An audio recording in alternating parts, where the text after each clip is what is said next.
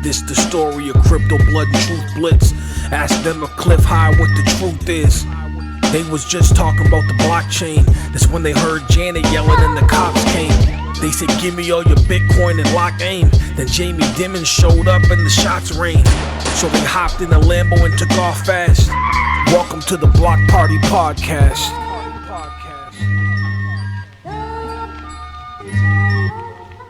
Ladies and gentlemen, welcome to the Block Party Podcast, episode number 6. It's your boy Crypto Blood and Truth Blitz. Today we got the long-awaited interview with Stephen Nico Williams from Populous. This is the first interview he's done since the whole FUD attack, so I know it's one everybody's been waiting for. So we're going to talk to him, listen to what he's got to say, and find out what is going on with Populous.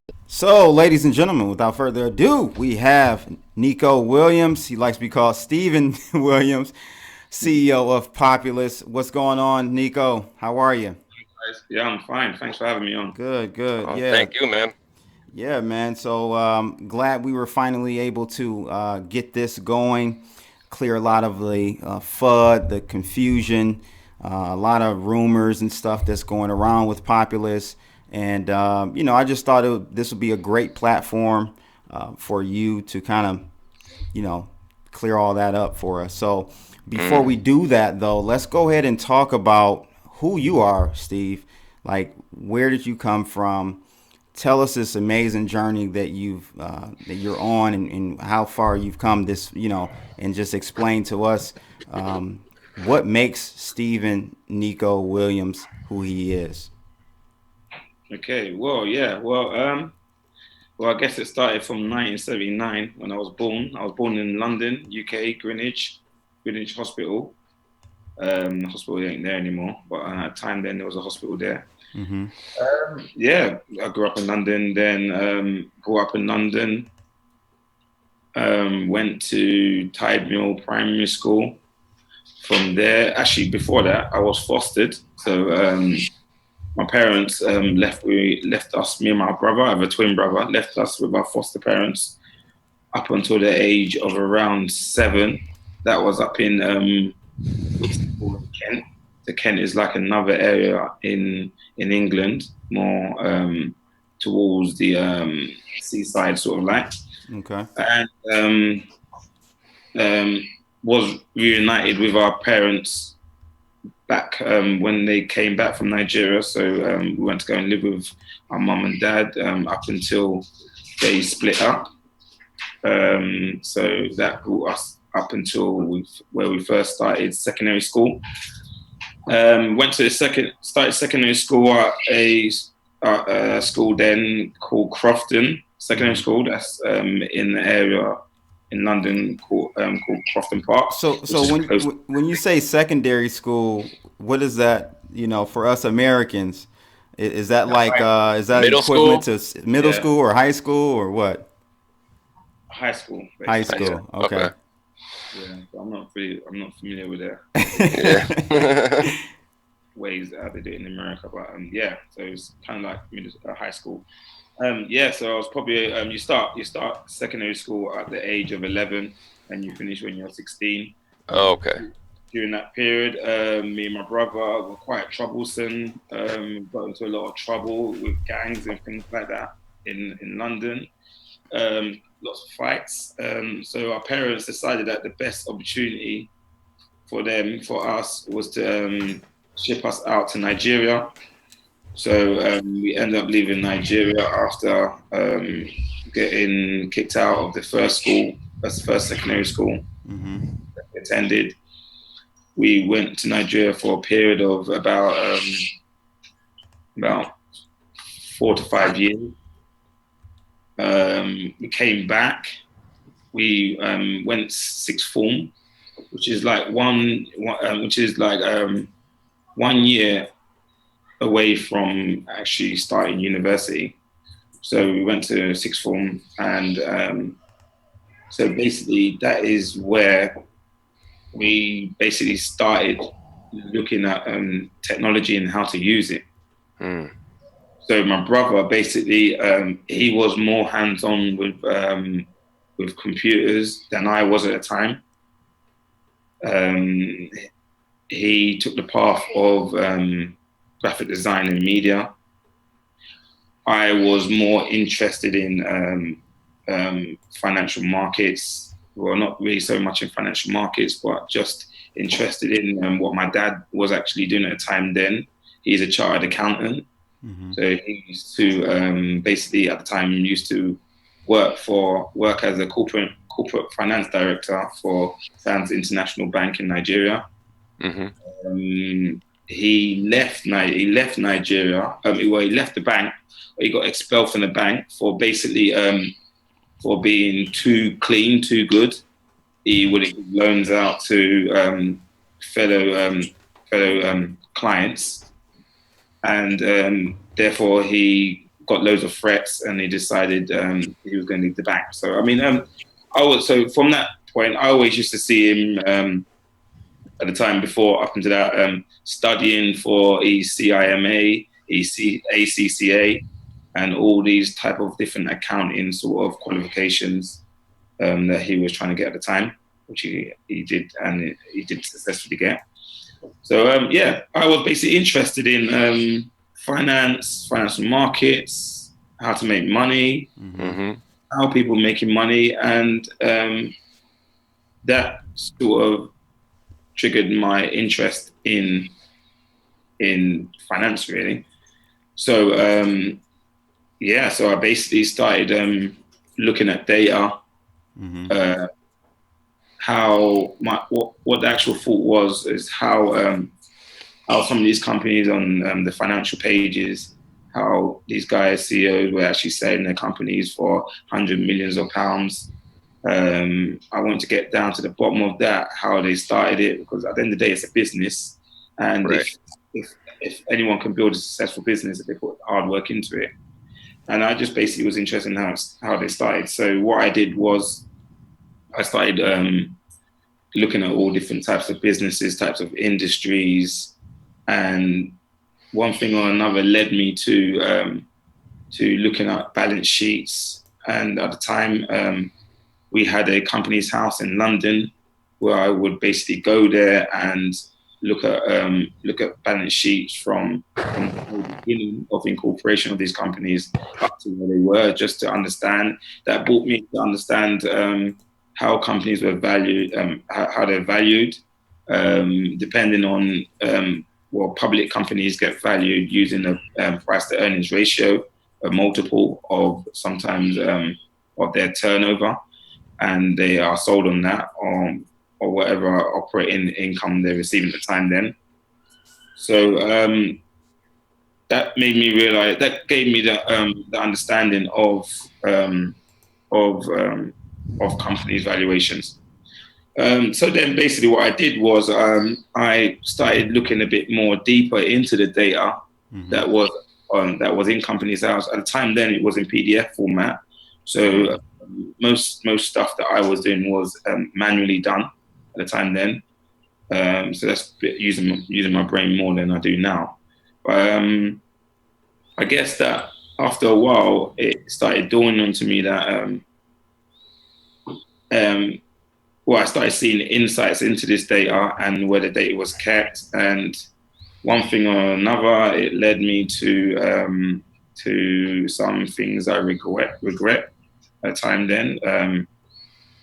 I looked at data from annual returns, capital held by companies in the form of collateral shares, pay-as-you-earn schemes, all types of incentive sort of schemes for employees of large organizations.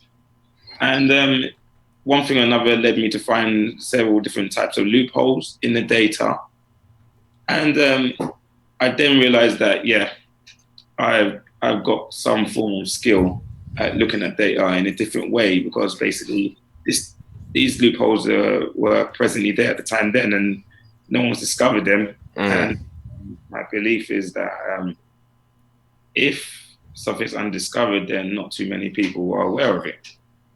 So that is where I started looking into data and realizing the potentials of data.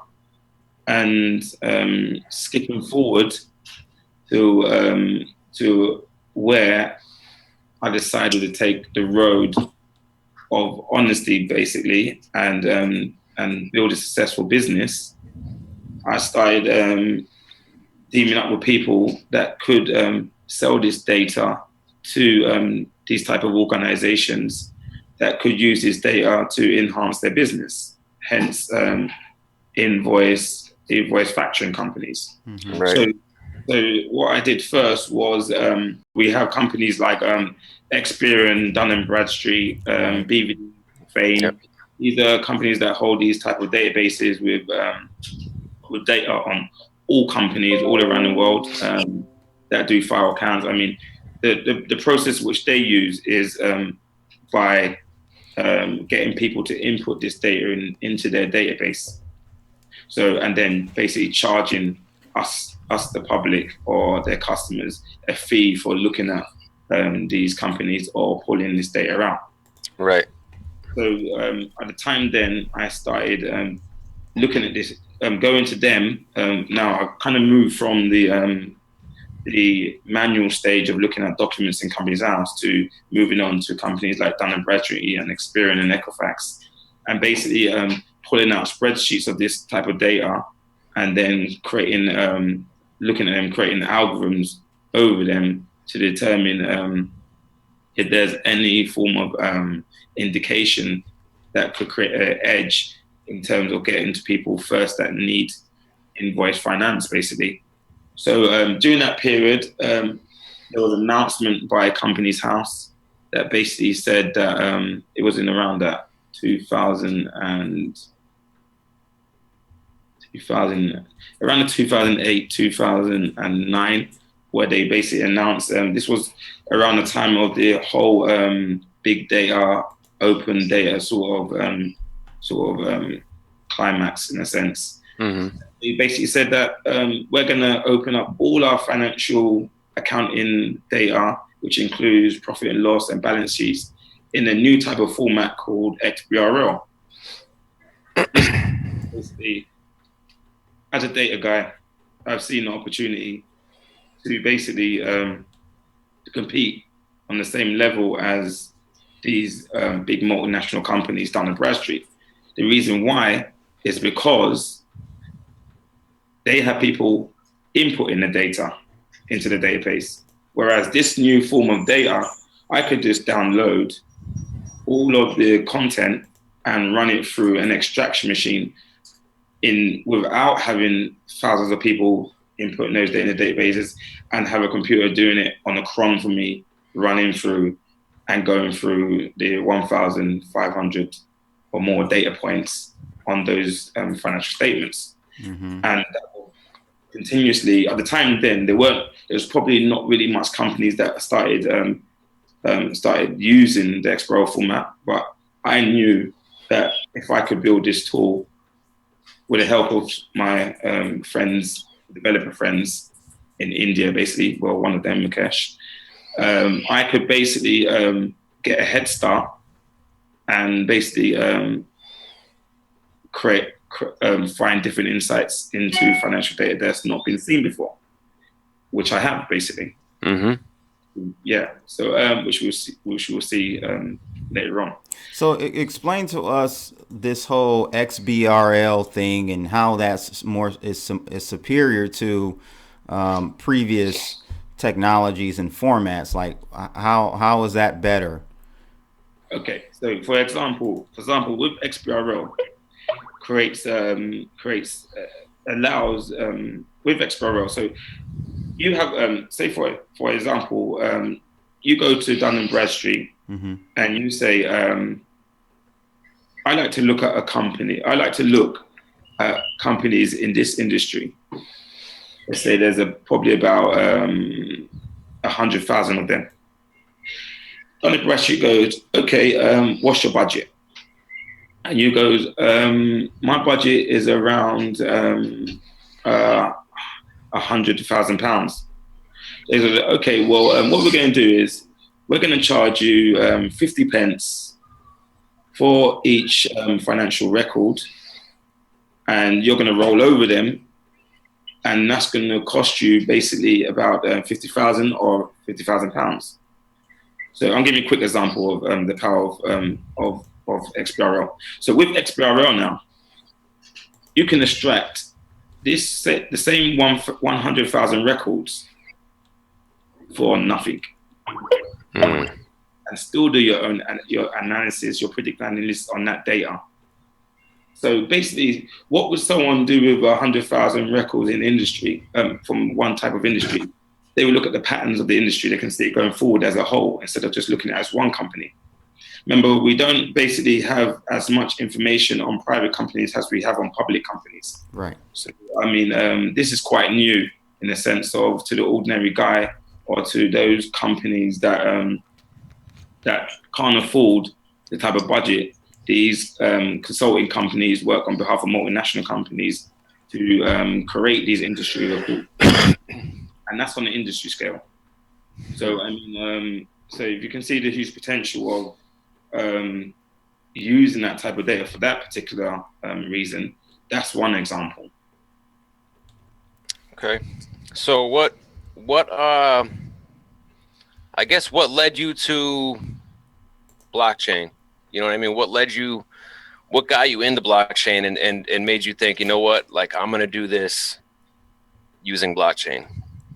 Okay. So basically, I started a business with a guy at the time then of going around with the data that I started using for XBRL to actually I went to a couple of banks, we got a couple of contracts, and we started providing data. Then one thing or another led to my partnership with that guy breaking up. And he went his own way. I'm not going to go too much into detail about that, but I mean, he went his own way, and I just decided that I'm going to more or less take control of my own business in the way I want and reinvent it in the type of way. So I started. I had a friend who used to trade Bitcoin, and he said basically he's making money from trading Bitcoin. Like everyone else, I was like everyone else that's not known to or doesn't know Bitcoin well enough to understand the potential. I was like, oh, it's some form of trading where you can win or lose. I wasn't aware of the potential, and I decided that after a while of hanging around with him, I just basically want to know a bit more. So I went to I started Googling different types of Bitcoin meetups. And then I eventually found one called CoinScrum, quite well-known one in London. And then I went along there one evening to a pub quiz, and guys were open. They had their arms open, welcomed me in, sat down, pretty much new to it. I probably was probably the only type of person from my background in there. From being from the streets in London, not really much of what I would call myself a geek in that sense. Right.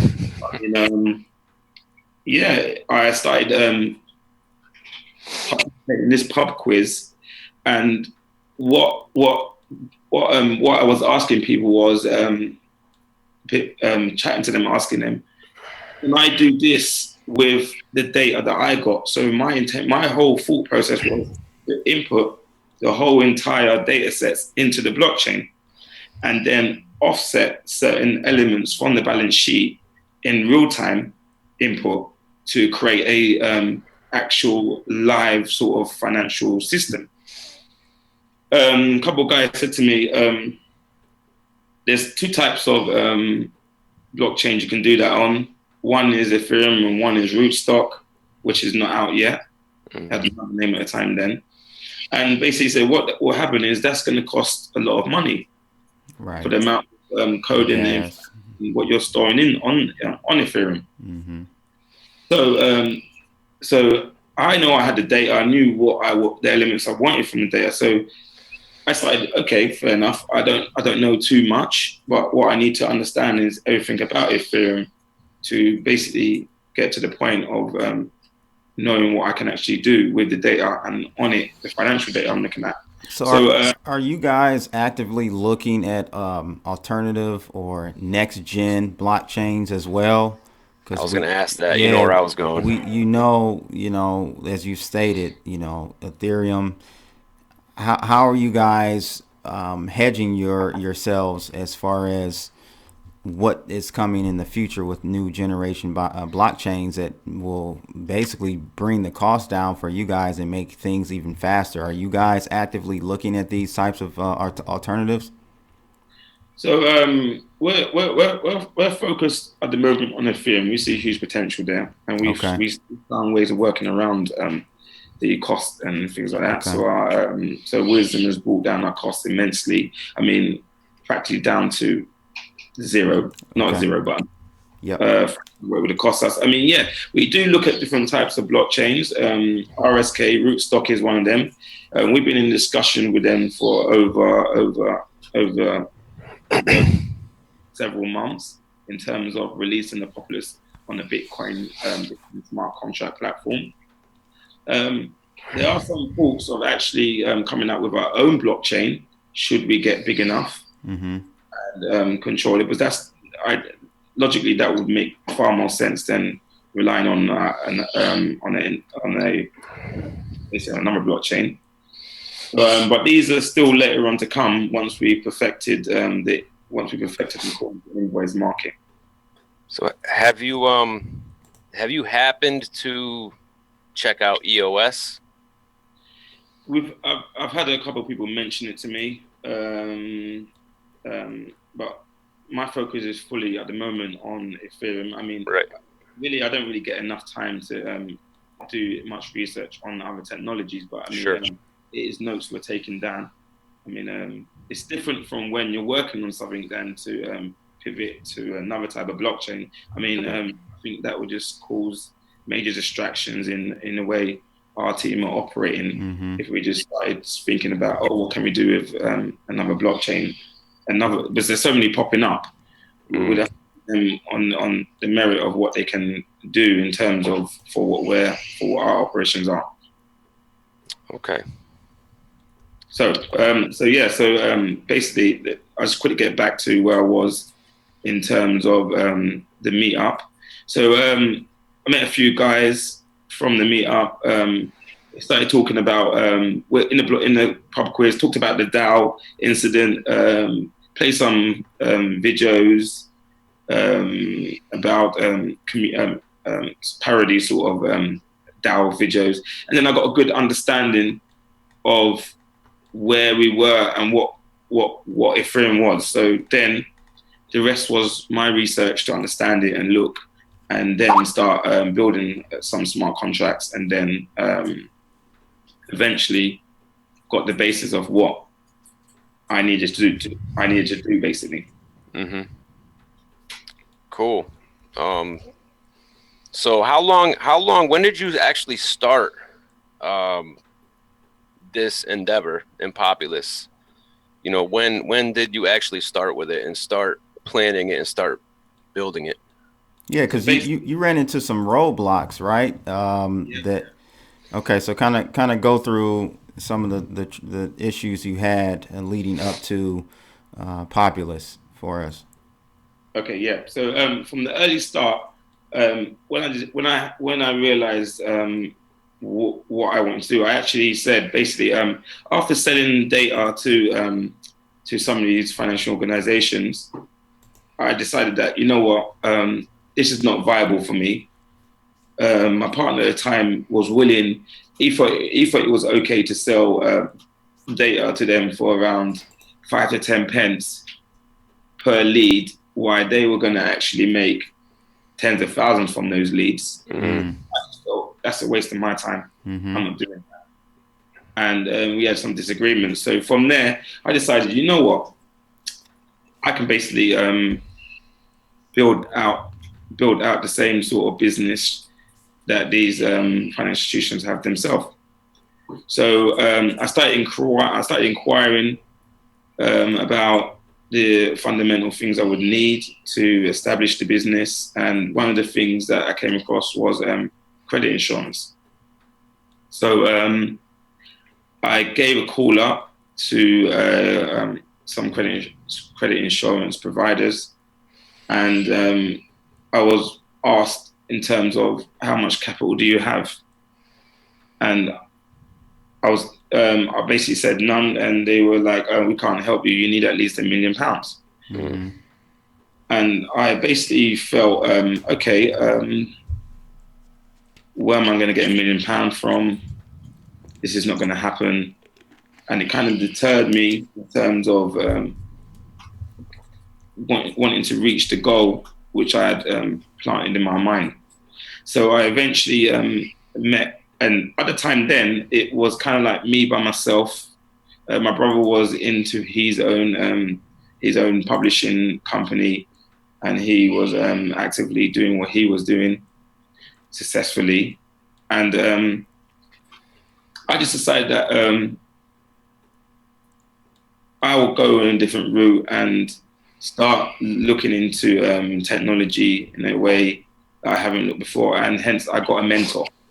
Okay. So this mentor basically structured me out in a type of way that gave me a good understanding of how to face business in a certain type of way and how to be concise in certain areas.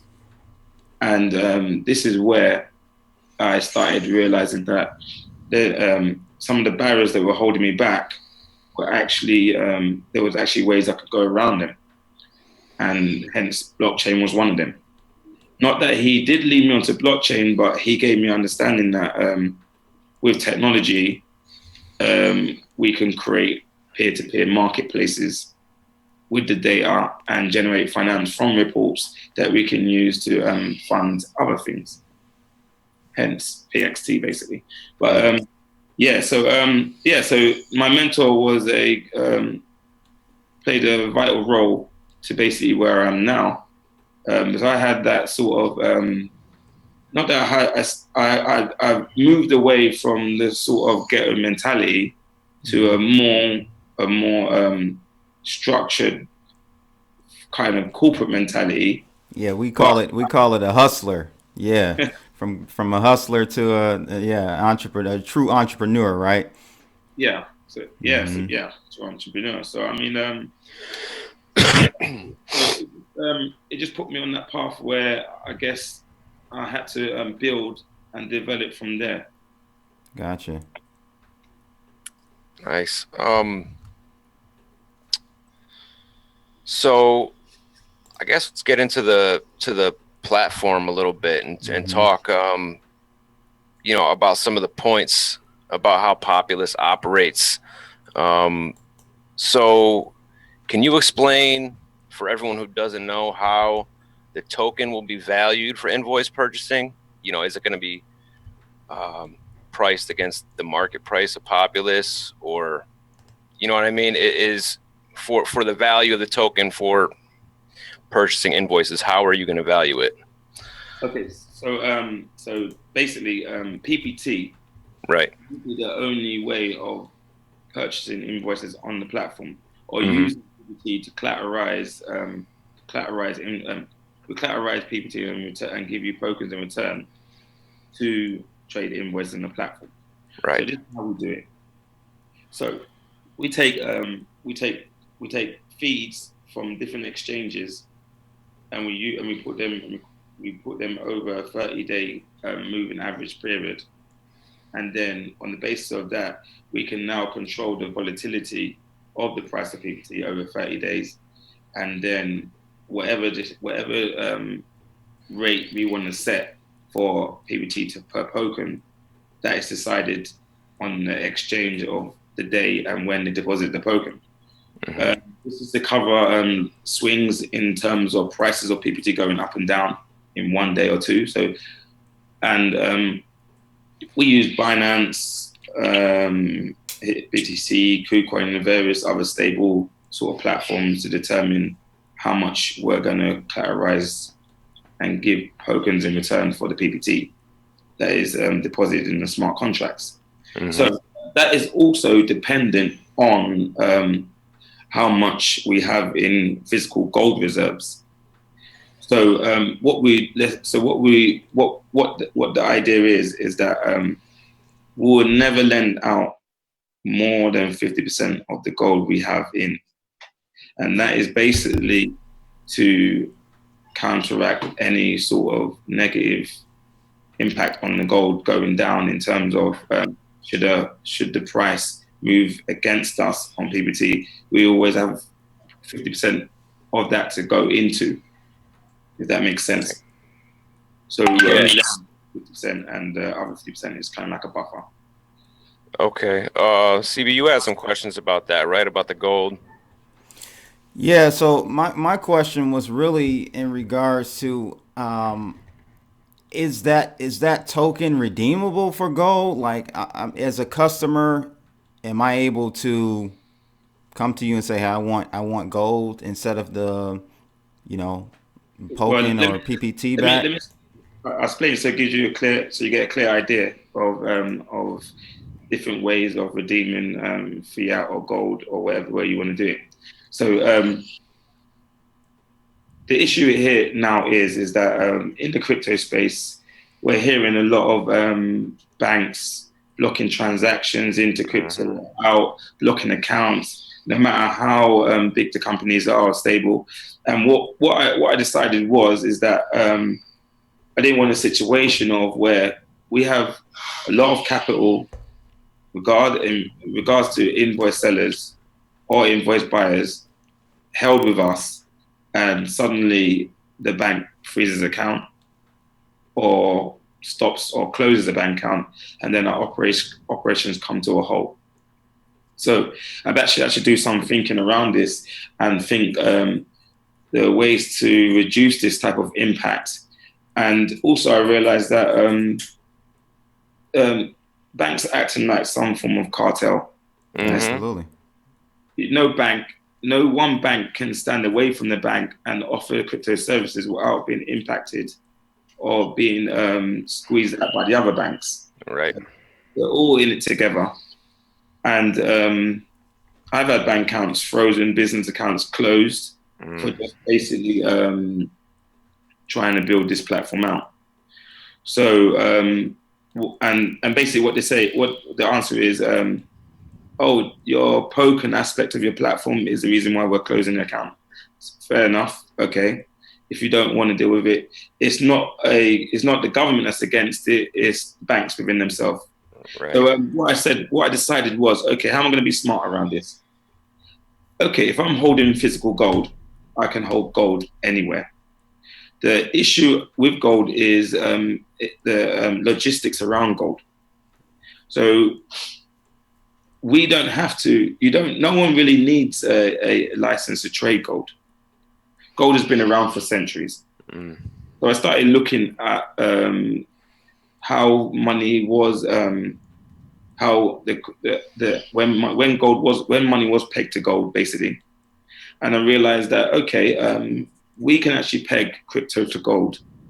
And what we'll do is, this basically what we'll do is, we have the gold physically held in a vault. An invoice buyer with PPT deposits gold into the Populous collateral contract. He gets his allocation in tokens. The gold that he now trades in the invoice auction, the tokens now go to the invoice seller. The invoice seller requested the funds from us. We sell off the gold, get immediate cash for the gold, transfer the proceeds of the sales invoice to the invoice seller. The invoice seller now pays back the funds, the full 100% of the funds from the invoice back into our bank account, and we repurchase gold back into our, simple.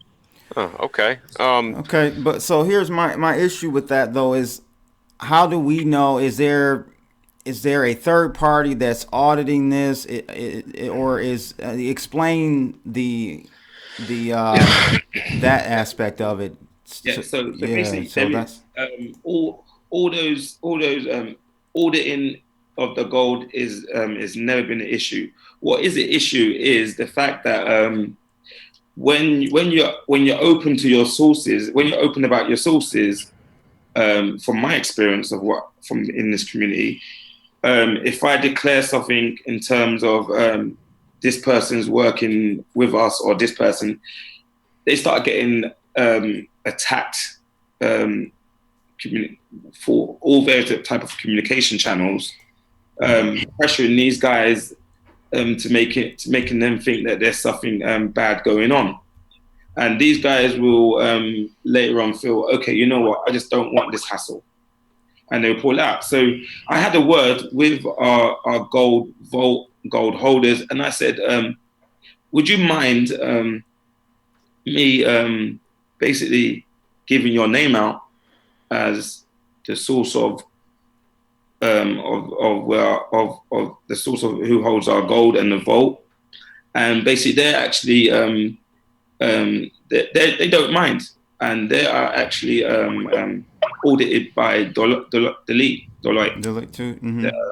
One of the 4 major accounting firms. So they don't mind. So that's not a problem. But what I do know from experience, like I just mentioned, is I know you're going to get bombarded with a ton of emails, phone calls from various different types of people. People, I don't know, proclaiming they're supporting the product, but basically have other intentions. Mm-hmm. So what we worked out with our suppliers and other participants is that these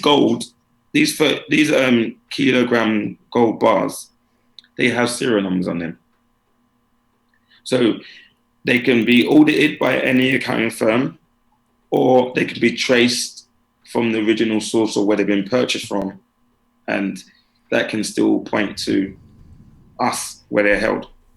So we have various different ways of auditing it without disclosing where they're being held, and just basically confirming that we are actually in receipt of that. So you see how you would see how a person using the platform might be concerned about the lack of transparency regarding where your gold is being held. Is there checks and balances behind that? Like, so I mean, do you see that as a concern for you? Trying to solicit new customers and new business? Yeah, I mean, if I was an invoice buyer with my PPT, which I have a lot of PPT, mm-hmm. I'll be very concerned as well. Mm-hmm. So it's my interest to make sure that process is as transparent as possible, while at the same time making the gold as secure as possible as well. Hence why I trust it to be in a vault where other people are holding their own gold as well. I mean, what we also discussed with our vault is having the same accountancy firm audit their gold, audit ours, which they basically said they would do at no extra cost. So that is the solution. Okay, so we'll get into more of like a lot of the concerns that the community has about and around Populous. We'll get into that in a second. I do want to double back and talk about why and how Populous is a threat to the current regime, the current structure. The legacy system. Yeah, the legacy system. And I guess we can kind of segue that into a lot of the FUD that's been spread around and possibly tackle that as well. So just kind of go over why Populous is a direct threat to the current system. Okay, so it's a combination of things. One of the major things is the way we're going to use this type of data we have to corner the market in a sense. And the second, another thing is the platform's a global platform. It's a peer-to-peer marketplace, peer-to-peer finance. So that means in invoice finance, from my research, most companies, most participators in invoice finance are either wealthy individuals or companies, and they put a benchmark limit in place so that the ordinary person can't participate because of capital. And usually you might find that in the UK around £50,000, or in the US $50,000, and it's not really ideal for anyone that doesn't have those funds to start trying to acquire them to do that. There's other things that they would rather do that doesn't give them that much stress to acquire those funds. So basically, what Populous does is Populous allows entry into the invoice finance marketplace with no minimum. So basically, what you get is you may have a guy in Iceland that raises an invoice on the platform, and the guy in India that's probably done some freelance work for Upwork or another person, purchased some crypto, Bitcoin, Ether, converted it to PPT, and now uses PPT to earn him a passive income. Whereas he wouldn't necessarily get the type of return if he put that into his bank account in Mumbai, for example. So basically, that doesn't just happen between a guy in Holland, an invoice seller in Holland and an invoice buyer in India. That happens globally.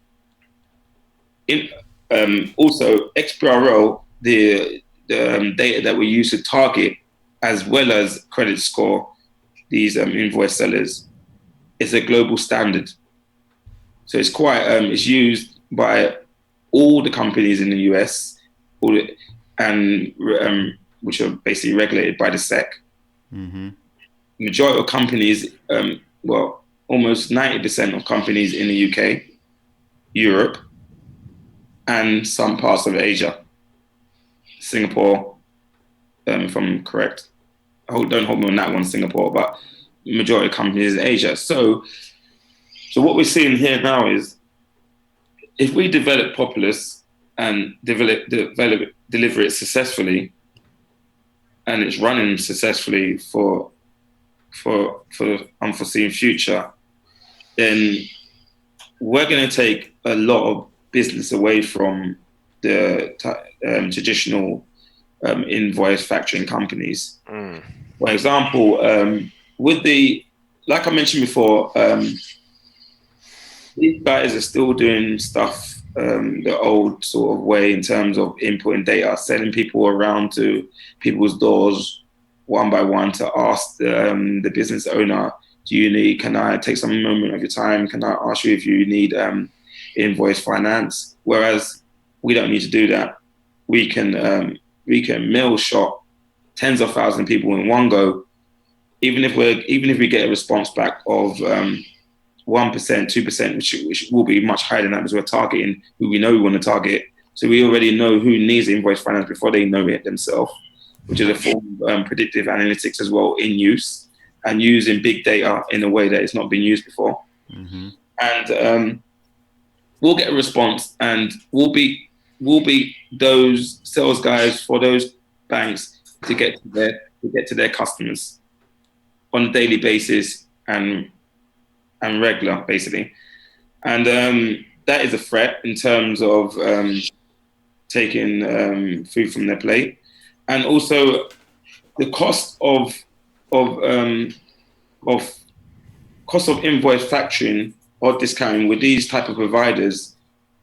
There's always hidden charges such as administration fees. The platform doesn't charge any sort of sign-up fee or admin fee, which is sometimes in range of thousands of pounds, basically £10,000 by some banks to charge, and that cost is down to zero. So I mean, there's a lot of reasons why it would be a threat to a lot of institutions or organizations. I mean, and clearly, the blockchain is a major contribution. It pays a large contribution to the aspect of trust in terms of payments and people controlling their own finances. So these are all aspects that it opens up areas for disruption. So with that being said, we know that in business, you play chess, not checkers. That's what I always say. It's 3 steps or so ahead that you have to plan, right? So, so Nico, explain to me. We talked about how you're going to disrupt it and why it's a threat to them. But what type of counter moves could they play to really try to limit you and mitigate your business, your threat? What can they do? And have you guys prepared for these potential scenarios? Because I think that's a huge issue that needs to be definitely have like a contingency plan on what you're going to do when they do X, Y, Z. Okay, so basically, we're years ahead from any bank actually carrying out full operations on the blockchain in a sense. Right. I mean, they're tying their own regulation. As soon as they start carrying out, then I think they're kind of locked they have on terms of people buying and selling crypto will ease up, because obviously it makes logical sense. You need to buy crypto to use on their platform to buy invoice or whatever. Right. So get that. We're still years away from that. They want to make sure regulation is tight. But I mean, like you said, what's our counter? How do we counteract them taking our market share or coming in business? Well, simply is this. With XBRL data, it's not just invoice financing that we found leads for, in a sense. We can move in any industry you want, including property, high on our agenda once we've successfully delivered the invoice finance sort of project successfully. So I mean, we'll always be one step ahead, because our data allows us to find new and different insights and different marketplaces that don't exist at the moment, and we rely on innovation. And I believe that is the key in terms of keeping one step ahead, in a sense. One other question that relates to what we were just talking about as far as the invoice sellers and the buyers. A question that came up among some of my followers on Twitter were concerns about how you were going to deal with risks of default. And what are your plans to basically protect the person selling the invoice? Is there any insurance? Will you be offering that at a fee? Or kind of explain, what are you planning on doing to kind of protect the sellers? Okay, so basically we're taking we're taking the traditional approach to customer defaults from invoice sellers. So what actually happens in the industry at the moment is individual invoice sellers take out their own credit insurance, and then they can allocate the benefits of that policy to Populous, the platform. We also will have a policy in place that we can put invoice sellers onto the credit insurance policy as well, which covers them against the likelihood of non-repayment from their customers. So that is one of the major ways of dealing with the risk, in the sense of non-payment of goods or services that the invoice seller has sold. And these are all in place, or are these like hypothetical scenarios or relationships that you have? Do you already have insurers ready for this, or are you still looking for those partnerships? So basically, it's not a situation of you will never get them or you don't want them. It's a matter of money. I mean, with the invoice seller, in terms, okay, for example, I'll give you an example. One of the invoice sellers that are going to be selling invoices on the Populous platform, his scenario works like this. He has credit insurance, and he makes us the beneficiary of that credit insurance. So he pays the costs, and that is basically a a done deal in terms of protection against for us and for himself. So yeah, we're just basically talking about invoice sellers, as you basically said, in terms of protecting them against non-payment. Correct. I mean, yeah, so the credit insurance is probably the most viable way. I mean, I just want to expand on that, your question, because I mean, to protect everyone as a whole, we have other types of ways we secure against the debt or the funds that are being sent to the invoice seller on behalf of the invoice buyer, which is also directors' personal guarantees, or a personal guarantee from the director, and also a fixed charge over the assets of the company. There you have it, people. Part 1 of episode 6 with Stephen Nico Williams, CEO of Populous. If you want to catch part 2, you got to jump over to the Block Party Podcast YouTube channel. There's a link in the right corner. Make sure you click it and you can check out part 2. We'll check you guys later. Holla.